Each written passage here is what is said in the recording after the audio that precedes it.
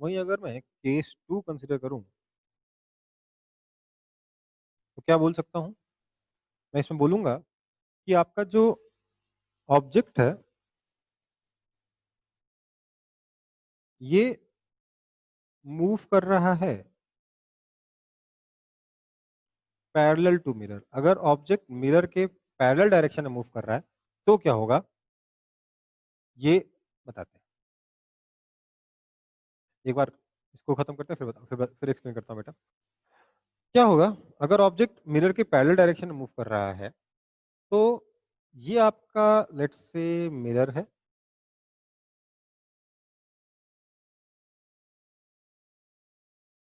यहां पर ऑब्जेक्ट है।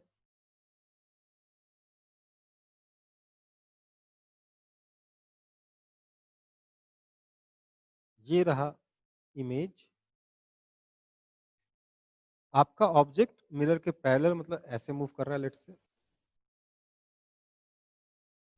तो क्या होगा इमेज भी सेम वेलोसिटी से पैरेलली मूव करेगी।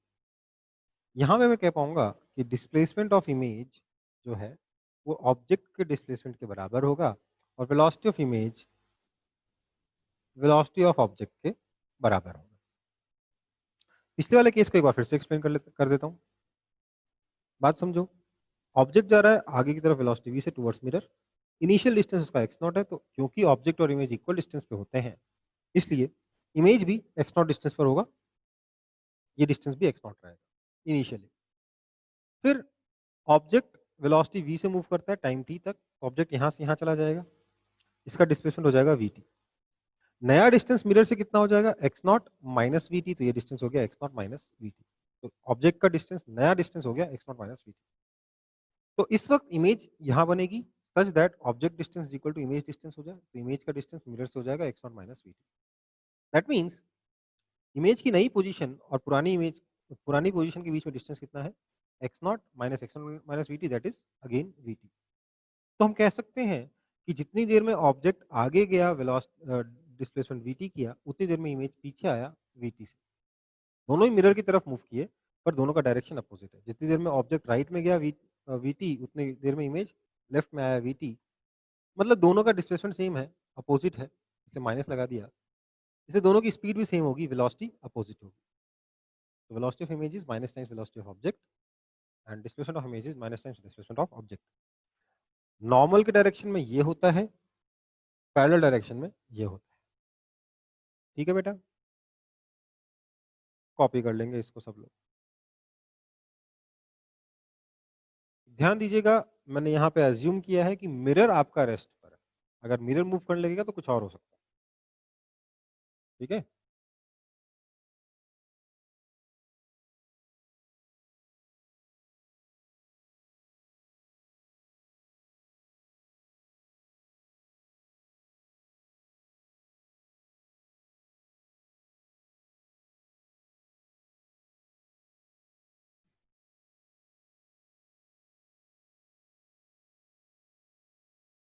कॉपी हो गया।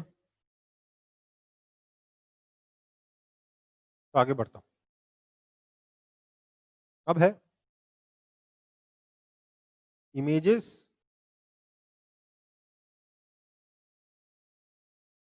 Formed in multiple mirrors. अगर मल्टीपल मिरर्स होंगे तो इमेजेस कितनी बनेंगी किधर बनेंगी कैसे बनेंगी ये देखना है। इसमें पहला केस है केस 1।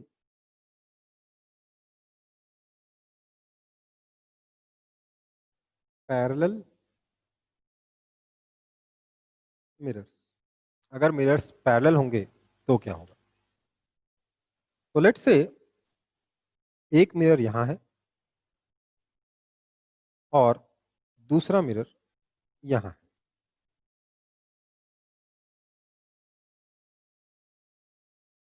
थोड़ा बड़ा बनाया था मिरर्स को ताकि डायग्राम में कुछ करने की जगह बने।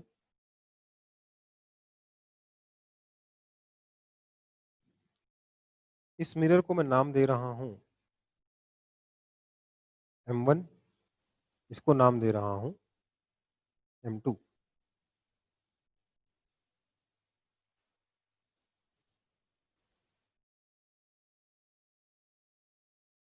ठीक है, क्या है, इनके बीच में एक ऑब्जेक्ट रखा है, यहां पर बीचों बीच नहीं, बीच में कहीं पर रखा है, ये आपका ऑब्जेक्ट। ठीक है, तो क्या होगा, ये नॉर्मल डायरेक्शन है मेरा, तो एक रे तो ऐसी होगी जो यहाँ से रिफ्लेक्ट होके इधर आएगी, एक मतलब एक रे होगी जो इधर से रिफ्लेक्ट होके इधर आएगी, हमेशा इसी लाइन में रहेगी, इसलिए इमेज जो है हमेशा, जो भी इमेज बनेगी इसी लाइन के लॉन्ग बनती जाएगी। ठीक है, जब भी इमेज बनेगी इसी लाइन पे बनेगी, ये पक्का है। अब क्या हुआ, मान ले अगर मैं दो तरीके की रेज को हम कंसिडर कर सकते हैं, इसको मैं रेड से रिप्रेजेंट करूंगा, इसको ब्लू से रिप्रेजेंट करूंगा M2 को। तो मैंने रेड लाइट वो अज्यूम करी है, रेड रे से, रेड कलर में वो रे बना रहा हूं जो पहले M1 पे गई, तो ये रे M1 पे गई, यहां से जाके ये रिफ्लेक्ट होगी,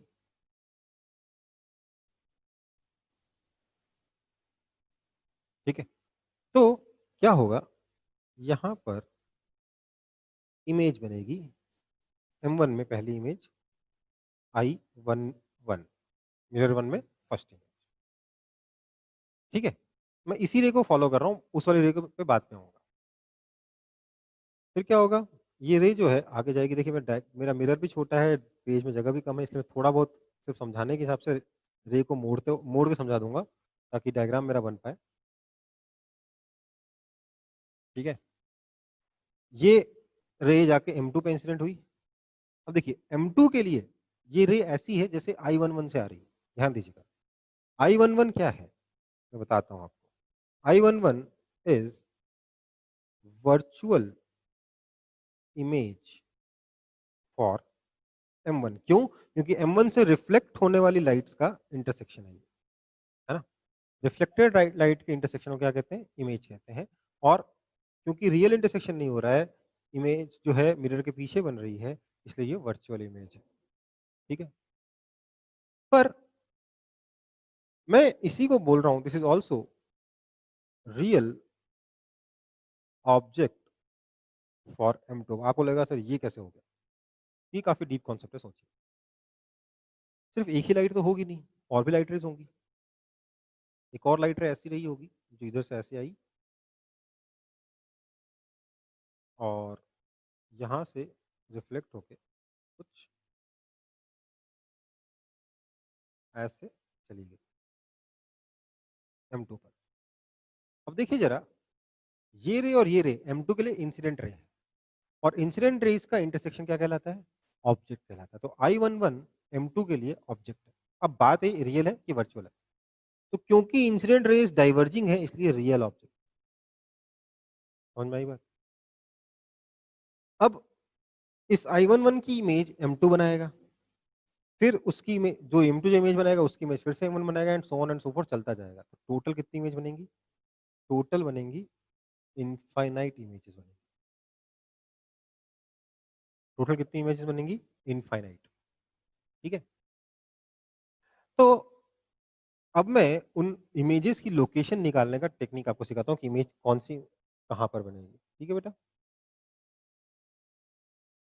इसको कॉपी करने की जरूरत नहीं, आपके बुक में बहुत अच्छे से डायग्राम दे रखा है, इनफैक्ट इससे ज़्यादा अच्छा डायग्राम दे रखा है। तो मैं सिर्फ इसका इमेज का लोकेशन निकालने का टेक्निक बताऊंगा। ये रहा डायग्राम, देखो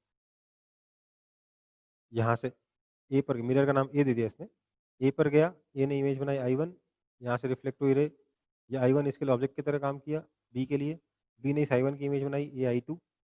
ठीक है, I2 की इमेज इसने बनाई, ए ने I3, एंड सो ऑन, इस तरीके चलता जाएगा। ठीक है, कितनी इमेजेस बनेंगी, इनफाइनाइट इमेजेस बनेंगी। ठीक है बेटा, अब देखो इन इमेजेस की अगर आपसे लोकेशन पूछी जाए कि बताओ इमेज कहाँ बनेगी, तो उसका जवाब कैसे देते हैं ये समझिए। एग्जाम्पल से समझ में आएगा, ऐसे नहीं समझ में आएगा। लेट्स से आपके पास दो मिरर्स हैं, यहाँ फटाफट बना दे रहा हूँ दो मिरर्स। ये एक मिरर, ये दूसरा मिरर, ठीक है।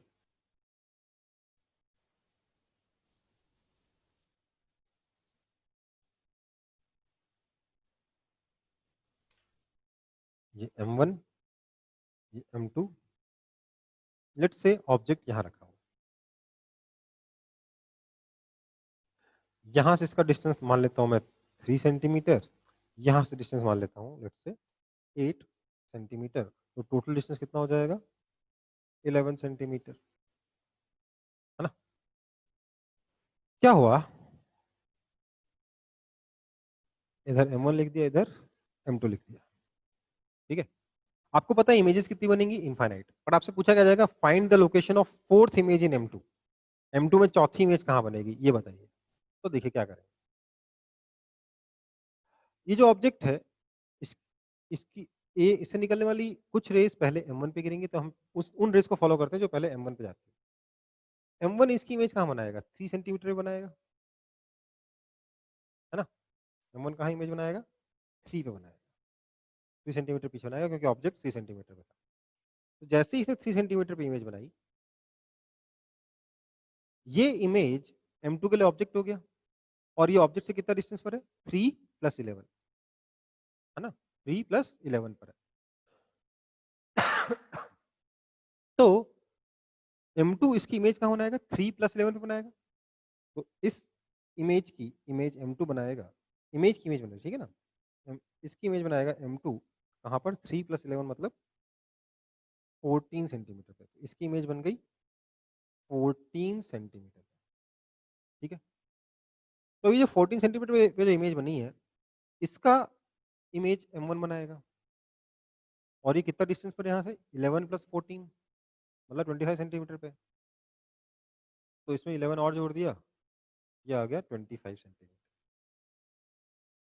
फिर उसकी इमेज ये बनाएगा, तो 25 + 11 36 सेंटीमीटर। फिर उसकी इमेज वापस M1 बनाएगा, 36 + 11 47 centimetre, and so on and so fourth चलता जाएगा, ठीक है।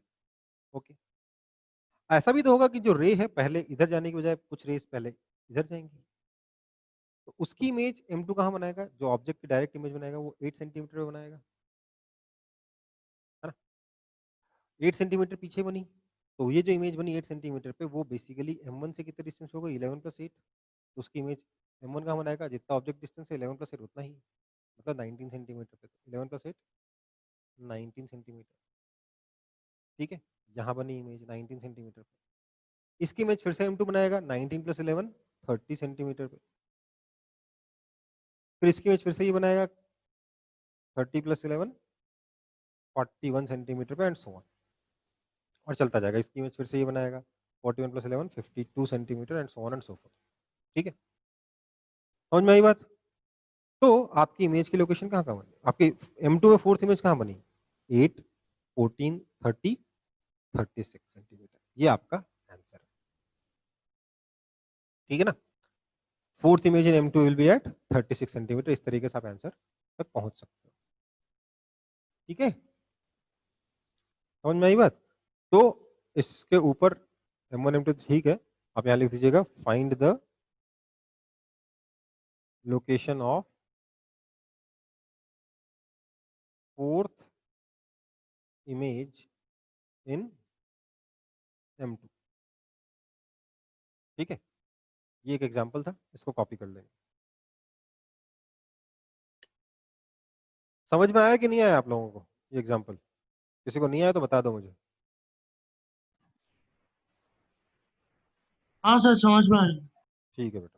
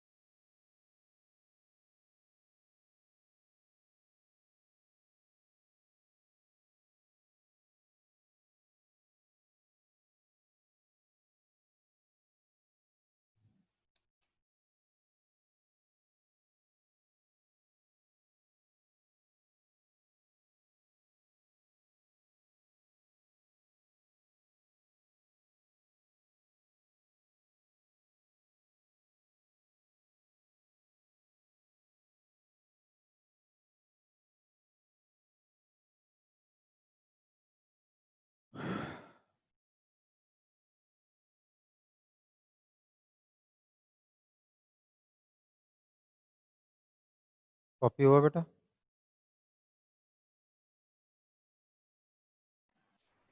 Yes sir. ओके,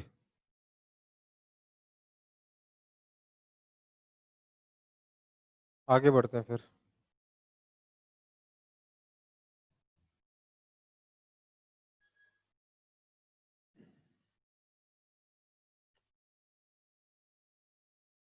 हमारा नेक्स्ट टॉपिक है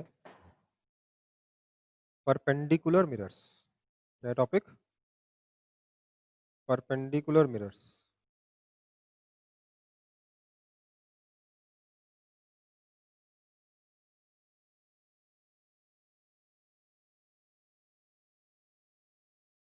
अगर मिरर्स एक दूसरे के परपेंडिकुलर होंगे तो क्या होगा? तो देखिए, ये मेरा एक मिरर, ये दूसरा मिरर।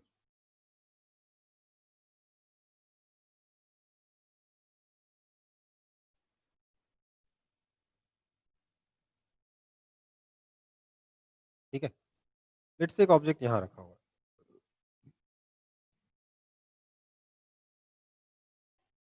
इस मिरर का नाम दे दिया मैंने M1, इस मिरर का नाम दे दिया है M2। ठीक है, तो लाइट कैसे बिहेव करेगी?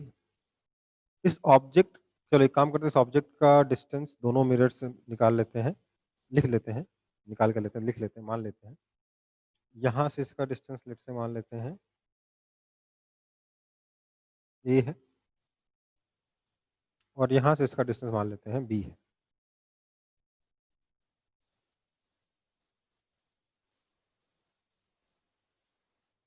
ठीक है, तो क्या होगा, इस ऑब्जेक्ट की एक इमेज तो ये M1 बनाएगा यहाँ पर, इसको मैं कह रहा हूँ मिरर वन में फर्स्ट इमेज I1 1। ये डिस्टेंस कितना होगा? ये डिस्टेंस भी B ही होगा। क्यों? क्योंकि object distance equal to image distance. Similarly M2 भी इस ऑब्जेक्ट की इमेज बनाएगा, कितने डिस्टेंस पे बनाएगा? अगर ये डिस्टेंस A है तो इधर भी A डिस्टेंस पर इमेज बनेगी। ये बन जाएगा मिरर 2 की फर्स्ट इमेज, सो I21।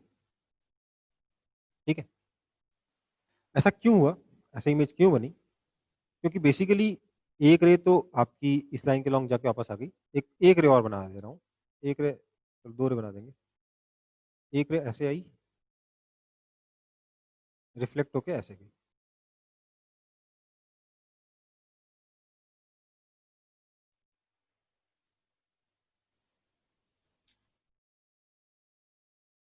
ठीक है, एक और रे ऐसे आई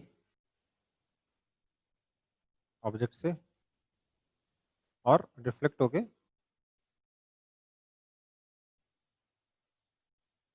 कुछ ऐसे गई। ठीक है, और भी रेज बना सकता हूँ, बीच में बना सकता हूँ, एक इधर गई ऐसे गई। ठीक है, तो इन दोनों का जो इंटरसेक्शन हुआ पीछे प्रोड्यूस करने के बाद, वो कहाँ बना? I11 पे बना, तो I11 एक इमेज बन गया।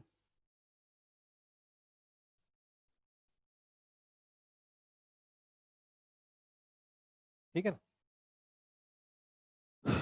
सिमिलरली I21 के साथ भी हुआ। इसके लिए मैं कोई और कलर का पेन ढूंढ रहा हूँ। चलो,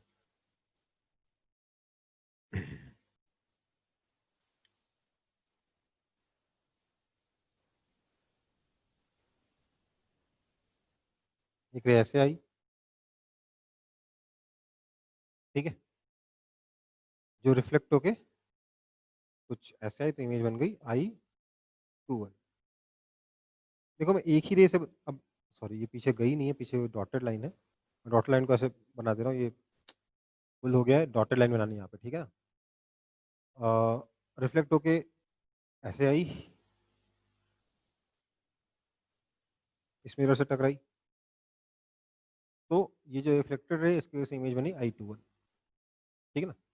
अब क्या होगा, ये जो रिफ्लेक्टेड रे आई है ये फिर से I1 पे रिफ्लेक्ट होगी, और फिर से एक इमेज बनाएगी। कहाँ बनेगी वो इमेज, ध्यान दीजिएगा। वो इमेज बनेगी, अगर मैं m1 को पीछे की तरफ प्रोड्यूस कर दूं, ये डिस्टेंस अगर b है तो सेम डिस्टेंस b पर वो इमेज बनेगी। ठीक है, इसको आप I12 कह सकते हो, मिरर 1 में सेकंड इमेज कह सकते हो। ठीक है, मिरर 1 के फर्स्ट इमेज ये रही, मिरर 1 के सेकंड इमेज तब बनी जब I21 की इमेज मिरर m1 ने बनाई। ये बेसिकली इसलिए बना क्योंकि यहाँ से जो रे आई है फिर से रिफ्लेक्ट होके ऐसे गई है। थोड़ा सा कॉम्प्लेक्स हो रहा है बट और कोई उपाय है नहीं। तो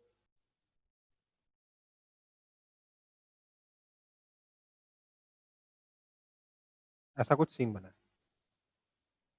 सिमिलरली एक चीज और हुई होगी, ये जो रे आई थी पहले, ये वाली रे, ये वाली रे इधर गई, रिफ्लेक्ट होकर फिर से यहां से जाएगी ना।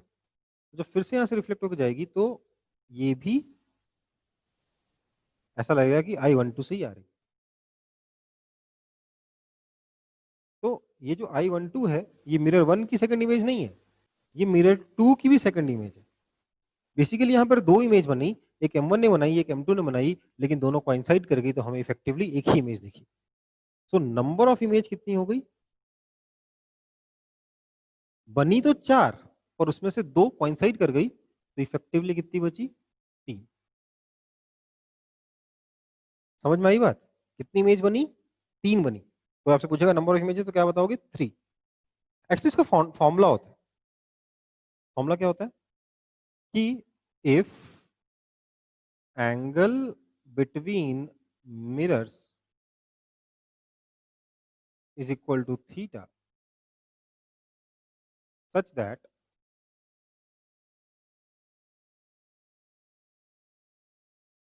n is equal to 360 degree minus 360 degree upon theta such that theta ऐसा है कि वो 360 डिग्री का एक फैक्टर है ना। मतलब कि 90 डिग्री हो सकता है, 120 डिग्री हो सकता है, आपका 72 डिग्री हो सकता है, 60 डिग्री हो सकता है, 45 डिग्री हो सकता है, 40 डिग्री हो सकता है, 30 डिग्री हो सकता है, 36 डिग्री हो सकता है। समझ रहे हो, तो कोई ऐसा थीटा है जो 360 डिग्री का फैक्टर है। अगर एंगल बिटवीन मिरर्स थीटा है such that 360 degree by theta is equal to n हो, तो ऐसे में आप कह सकते हो कि जो नंबर ऑफ इमेजेस बनेंगी वो n पे डिपेंड करेंगी। कैसे, n दो तरीके से आ सकते हैं। एक तो केस बन सकता है n is equal to even हो जाए।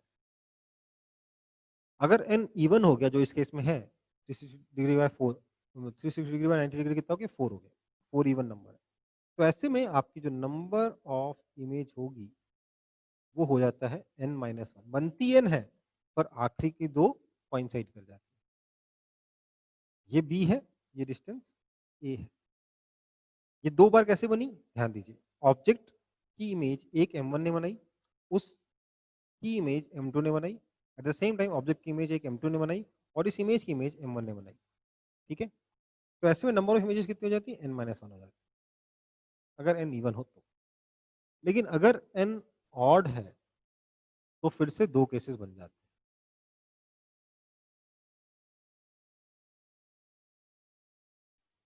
पहला है ऑब्जेक्ट जो है it is kept at bisector of mirrors. मतलब कि थीटा बाय 2 एंगल पे रखा हुआ है। अगर ऑब्जेक्ट थीटा बाय 2 एंगल पे रखा हुआ है तो ऐसे में नंबर ऑफ इमेजेस n-1 ही रहती है। इसमें भी बनती है n है पर आखिरी की दो कोइंसाइड कर जाती है। बट अगर object is not placed symmetrically,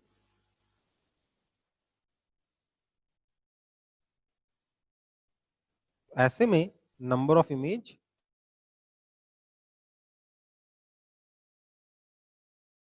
n होती है। इसमें आखिरी की दो इमेजेस कोइंसाइड नहीं करती। ध्यान दीजिए बेटा, क्या बता रहा हूं सुन लो। नंबर ऑफ इमेजेस का फॉर्मूला थोड़ा सा केस बाय केस है। n आपका 360 डिग्री बाय n है तभी फॉर्मूला काम करेगा, अदरवाइज काम नहीं करेगा। मतलब 360 डिग्री जो है आपके एंगल बिटवीन मिरर्स का मल्टीपल होना चाहिए। तो मान लेते हैं 360 degree is equal to n theta है, या एन की वैल्यू 360 डिग्री बाय थीटा है। फॉर एग्जांपल अगर मैं 60 डिग्री लूंगा तो एन कितना, अगर दोनों मिरर्स के बीच का एंगल 60 डिग्री है तो एन कितना हो जाएगा, 6 हो जाएगा। तो एन इज इक्वल टू 6 आया, मतलब इवन आया। अगर इवन है तो number of images n minus one, मतलब 6 माइनस वन 5 हो जाएंगे। क्यों? क्योंकि इसमें आखिरी दो इमेजेस कोइंसाइड करेंगे। लेकिन let's say n is equal to, sorry, angle is equal to 72 degree है, या फॉर एग्जांपल 40 डिग्री मान लो, 40 डिग्री आसान पड़ेगा आपको, 40 डिग्री है, तो ऐसे में नंबर ऑफ इमेजेस कैसे निकलेंगी, देखिए 360 डिग्री और 40 डिग्री निकालेंगे, क्या आएगा, 9 आएगा। 9 ऑड है तो मतलब हम इधर चले गए। अब इसमें दो केसेस बन जाते हैं। 40 डिग्री का मिरर के बीच में एंगल था, अगर ऑब्जेक्ट दोनों के बीचों बीच रखा है, मतलब लेट्स से आपका ऑब्जेक्ट जो है वो 20 डिग्री के एंगल पर रखा है दोनों मिरर्स के साथ, तो उस केस में तो number of images 9 minus one 8 बनेगी। बट अगर बीचों बीच नहीं रखा है, 25 डिग्री पे रखा हुआ है, तो नंबर ऑफ इमेजेस 9 बनेंगी। ठीक है, उसमें n माइनस वन नहीं होगा। ये आपका फॉर्मूला है। ठीक है बेटा, इसको भी आप चाहो तो कॉपी कर सकते हो।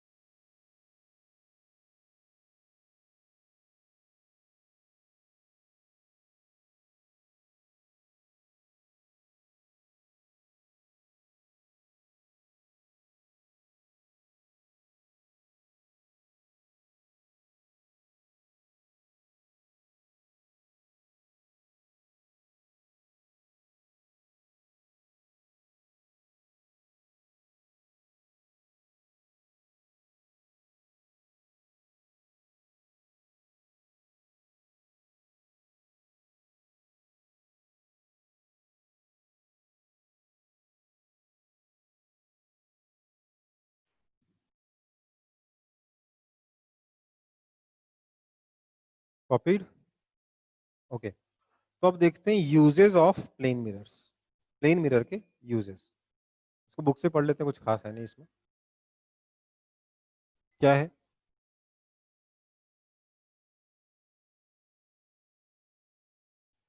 सबसे पहला और सबसे कॉमन यूज तो हम सबको मालूम है, प्लेन मिरर का क्या होता है, लुकिंग ग्लास के लिए होता है, अपने घर में मिरर लगाते हैं बाल बनाने के लिए, वो प्लेन मिरर होता है।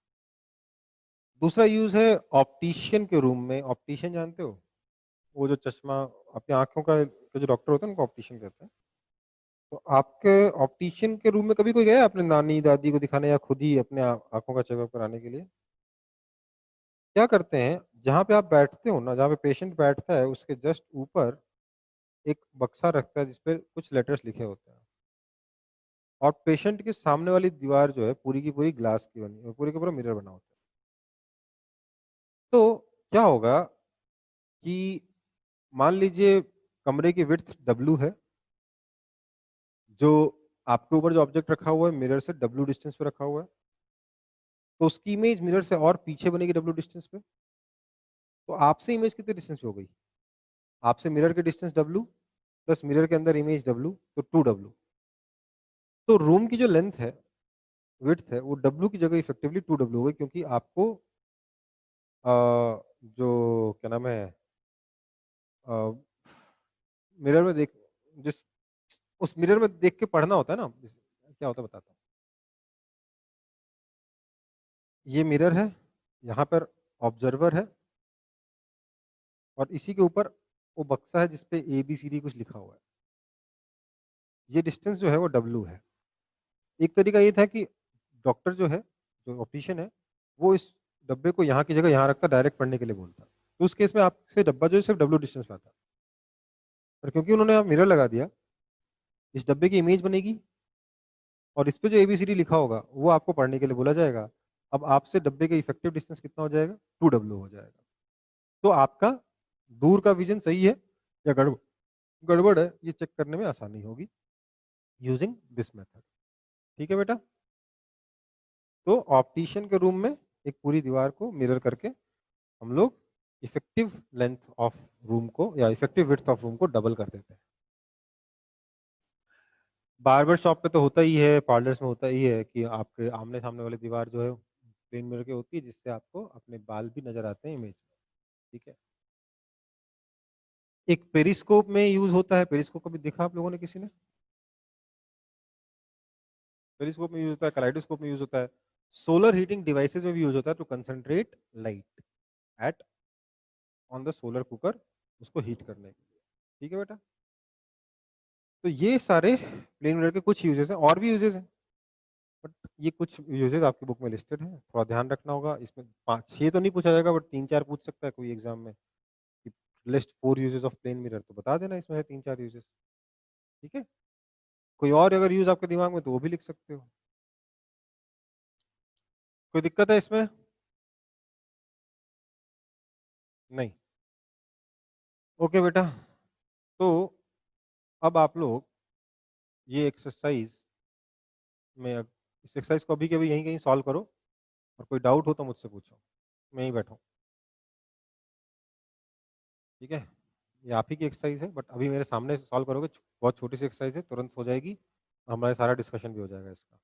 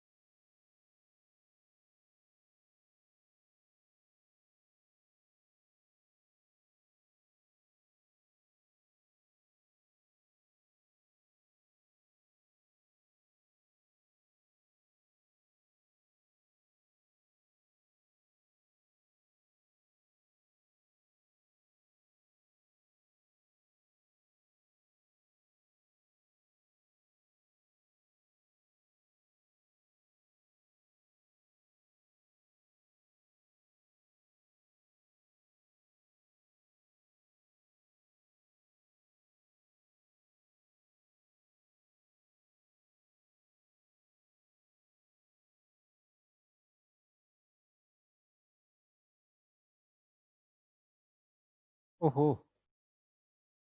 ओके, साउंड नहीं आ रहा था, अब आया?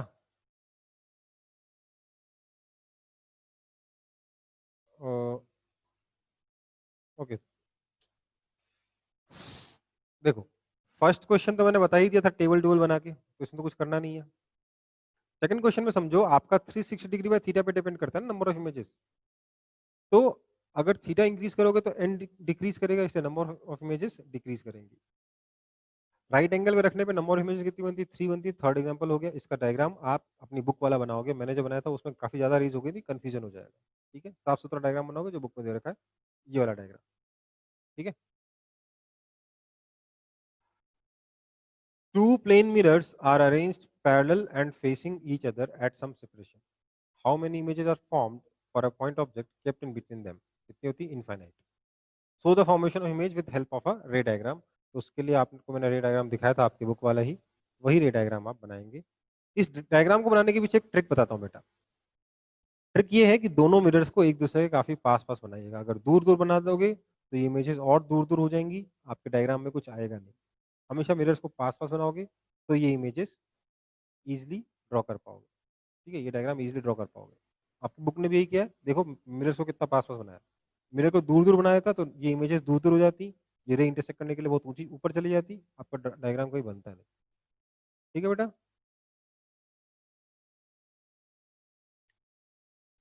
State two uses of a plane mirror. इन 6 में से कुछ भी 2 लिख देंगे, है ना। आगे मल्टीपल चॉइस देखते हैं।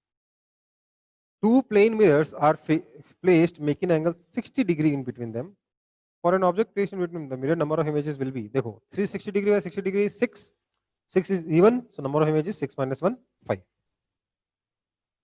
ठीक है, अगला, in a barber shop two plane mirrors are placed perpendicular to each other, parallel to each other, angle, क्या होता है answer? Parallel to each other. आपके पीछे एक और मिरर होता है ना पैरेलल, उससे आपको अपने सर की, अपने सर के पीछे की इमेज भी नजर आती है। Okay, next, state number of images of an object placed between the two plane mirrors formed in each case when mirrors are inclined at angle 90 degree and 60 degree। 90 degree पे 3, 60 degree 5, दोनों में क्या है? n कितना आ रहा है? इसमें 4 आ रहा है तो 4 माइनस 1, इसमें 6 आ रहा है तो 6 माइनस 1। क्यों? क्योंकि दोनों ही इवन है, तो इवन में से 1 सब्ट्रैक्ट कर देते हैं। An object is placed first asymmetrically and second symmetrically between two plane mirrors inclined at an angle 50 degree. Find number of images formed। अब यहाँ देखिए प्रॉब्लम हो गई, 50 डिग्री कर दिया। 50 डिग्री क्या है ना, 50 डिग्री से 360 डिग्री डिवाइड नहीं होता। ठीक है, तो ऐसे में क्या करते हैं, मैंने तो आपको नहीं बताया था, मेरे को नहीं पता था आपकी बुक में होगा ये, बट डिवाइड नहीं अगर हो रहा है तो क्या करोगे, 50 डिग्री से 360 डिग्री को डिवाइड करोगे तो क्या आएगा? 7.2 आएगा ना। तो 0.2 को छोड़ दो, 7 को कंसिडर करो, तो नंबर ऑफ इमेजेस कितनी हो जाएंगी? अगर सिमेट्रिकली रखा है तो 6 और अनसिमेट्रिकली रखा है तो 7। समझ में आई बात? तो ये आपके क्वेश्चंस भी सॉल्व होगा इस पोर्शन के। नेक्स्ट क्लास में हम लोग स्फेरिकल मिरर पढ़ेंगे, स्फेरिकल मिरर एंड इट्स, इसके ये कैसे इमेज बनाएगा, कैसे, और इसके क्या क्या यूजेस हैं। नेक्स्ट 2 क्लास लगेगी इसको कवर करने में। ठीक है, 2 क्लासेस लग जाएंगी। 2 क्लासेस तब लगेंगी अगर मैं आपको बोलूंगा कि डायग्राम जो है अपनी बुक से बाद में ड्रॉ कर लेना क्लास के बाद, अदरवाइज 2 क्लास में नहीं होगा। ठीक है, क्योंकि क्लास के बीच में अगर आप डायग्राम ड्रॉ करोगे तो बहुत टाइम लग जाएगा, 3-4 क्लास भी लग सकती है। ठीक है, तो आप क्या करोगे, डायग्राम ड्रॉ करोगे और मुझे अगली क्लास में दिखाओगे कि आपने डायग्राम ड्रॉ किया। ठीक है बेटा, चलो अभी क्लास खत्म करते हैं। Bye bye, good night, thank you all.